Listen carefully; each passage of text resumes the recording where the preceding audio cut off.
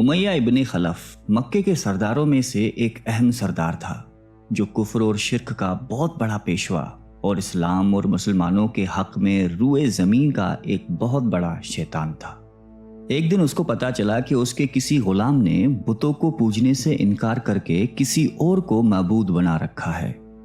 اس نے غلام کو فوراً بلا کر یہ پوچھا کہ میں نے سنا ہے کہ تم نے کوئی اور معبود بنا لیا ہے، سچ سچ بتاؤ کہ تم کس کی عبادت کرتے ہو؟ غلام نے کہا کہ محمد صلی اللہ علیہ وآلہ وسلم کے خدا کی۔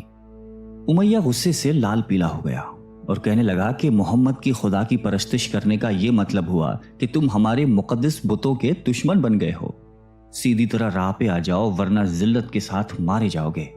میں یہ ہرگز برداشت نہیں کر سکتا ہوں کہ تم بتوں کی پوجا کرنے والے کے غلام رہ کر محمد کے خدا کی پرستش کرو۔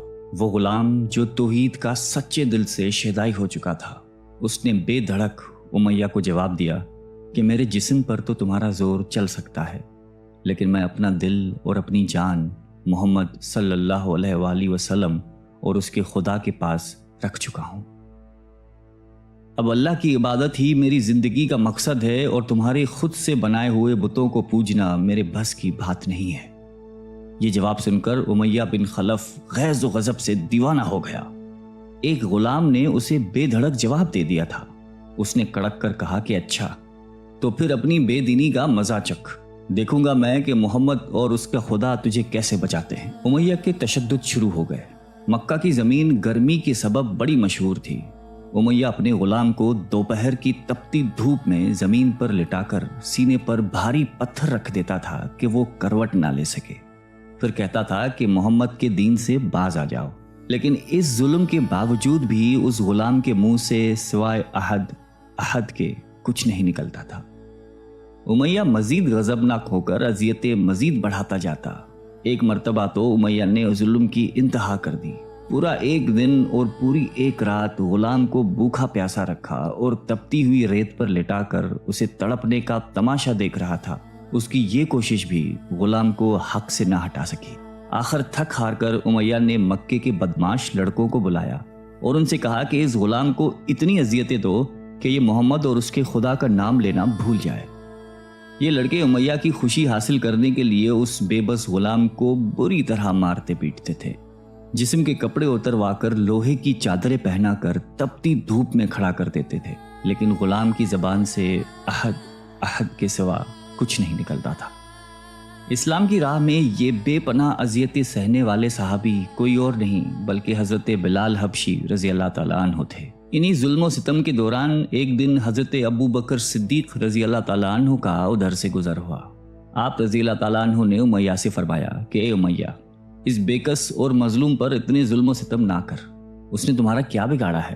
وہ خدائے واحد کی عبادت کرتا ہے، اگر تو اس پر احسان کرے تو یہ احسان آخرت میں تیرے کام آئے گا۔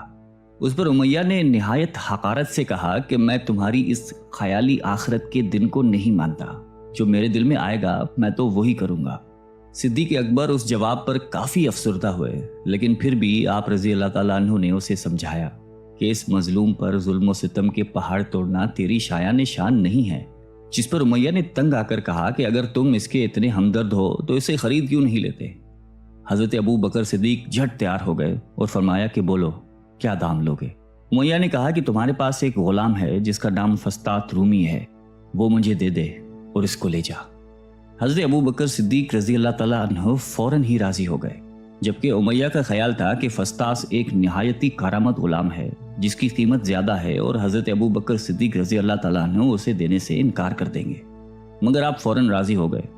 تو امیہ کو سخت مایوسی ہوئی اور اس نے ساتھ ہی 40 اوقیہ چاندی کی فرمائش کی، اسے بھی حضرت ابو بکر صدیق رضی اللہ تعالیٰ عنہ نے بخوشی ادا کر دیا۔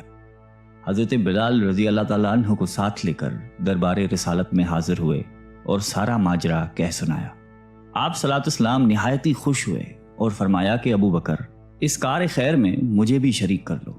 صدیق اکبر رضی اللہ تعالیٰ عنہ نے فرمایا کہ یا رسول اللہ، میں اسے خدا کی راہ میں آزاد کر چکا ہوں۔ یہ سن کر زبان رسالت سے صدیق اکبر رضی اللہ تعالیٰ عنہ کے لیے کلمہ رحمت جاری ہو گئے۔ حضرت بلال رضی اللہ تعالیٰ عنہ نے اس غلامی میں 28 سال گزار دیے، لیکن آپ چونکہ نہایتی نیک اور پاکیزہ طبیعت کے تھے، لہذا جب حضرت صلی اللہ علیہ وآلہ وسلم نے دعوت توحید دی تو آپ نے فوراً اسے قبول کر لیا، اور یوں آپ سابقون الاولون کے مقدس جماعت میں شامل ہو گئے۔ رہائی پانے کے بعد حضرت بلال ہمیشہ آپ صلی اللہ علیہ وآلہ وسلم کی خدمت میں حاضر رہتے تھے اور دل و جان سے نبی پاک صلی اللہ علیہ وآلہ وسلم کی خدمت بجا لاتے۔ آپ صلی اللہ علیہ وسلم حضرت بلال کو کسی بھی چیز کا حکم دیتے تو آپ اپنی جان بھی لڑا دیتے۔ غزوہ بدر سے لے کر غزوہ تبوک تک تمام غزوات میں شامل رہے، لیکن حضرت بلال کی اسلام کے لیے سب سے بڑی خدمت اور ان کے لیے سب سے بڑی سعادت اسلام کا سب سے پہلا مؤذن ہونا ہے۔ ہجرت کے بعد جب مسجد نبوی صلی اللہ علیہ وآلہ وسلم تعمیر ہوئی تو آپ صلی اللہ علیہ وسلم نے آپ کو اذان دینے کا ذمہ سونپا۔ آپ کی آواز نہایت ہی دل نشیں تھی اور اس میں ایک ایسی تاثیر تھی کہ اذان کی آواز سن کر لوگ سب کام چھوڑ چھاڑ کر مسجد کی طرف دوڑتے۔ 8 ہجری میں جب مکہ فتح ہوا تو کعبے کو بتوں سے پاک کرنے کے بعد آپ صلی اللہ علیہ وسلم نے حضرت بلال سے فرمایا کہ اے بلال، کعبے کی چھت پر کھڑے ہو کر اذان دو، اور یہ مبارک سلسلہ حضور صلی اللہ علیہ وآلہ وسلم کی حیات مبارکہ تک اسی محبت اور عقیدت کے ساتھ جاری رہا۔ لیکن 11 ہجری میں جب آپ صلی اللہ علیہ وسلم نے سفر آخرت اختیار کر لیا تو اس عاشق رسول صلی اللہ علیہ وآلہ وسلم پر غم کا پہاڑ ٹوٹ پڑا، اور مدینے میں رہنا اب آپ کے لیے دشوار ہو گیا۔ آپ کو ہر وقت پیارے نبی صلی اللہ علیہ وآلہ وسلم کی یاد ستاتی رہتی تھی۔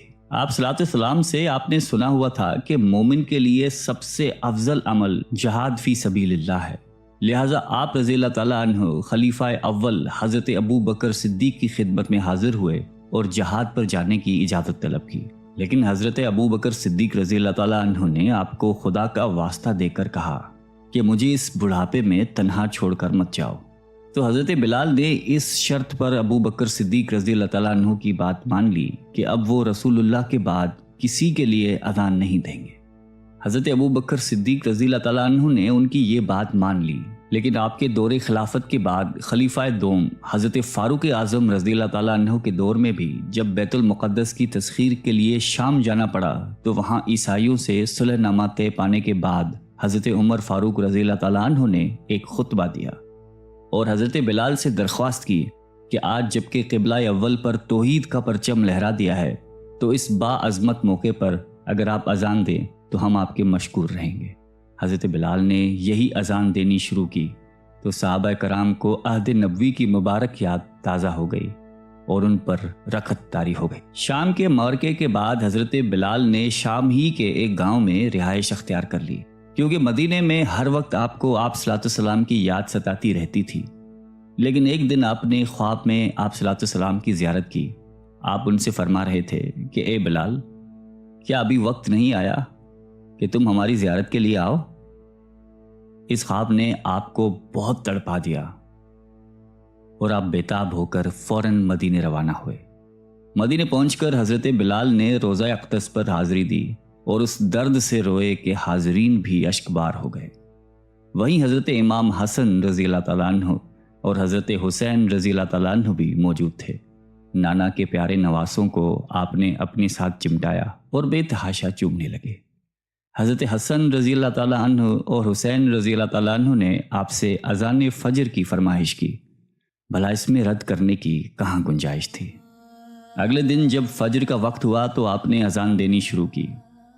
لوگوں کی عہد رسالت کی یاد تازہ ہو گئی اور لوگ اس طرح روتے ہوئے مسجد کی جانب چلنے لگے جیسے کہ نبی پاک صلی اللہ علیہ وآلہ وسلم کا دور واپس آ گیا ہو۔ ایسا دردناک منظر اس کے علاوہ کبھی دیکھنے میں نہیں آیا۔ حضرت بلال حبشی رضی اللہ تعالیٰ عنہ نے 60 سال کی عمر میں وفات پائی۔ آپ کا مزار دمشق میں ہے۔ آپ کو دربار رسالت میں خاص مقام حاصل تھا۔ آئیے ہم سب اللہ تعالیٰ سے دعا کرتے ہیں کہ ہمیں بھی حضرت بلال حبشی رضی اللہ تعالیٰ عنہ کی صفات میں سے کچھ عطا فرما دے۔ آمین۔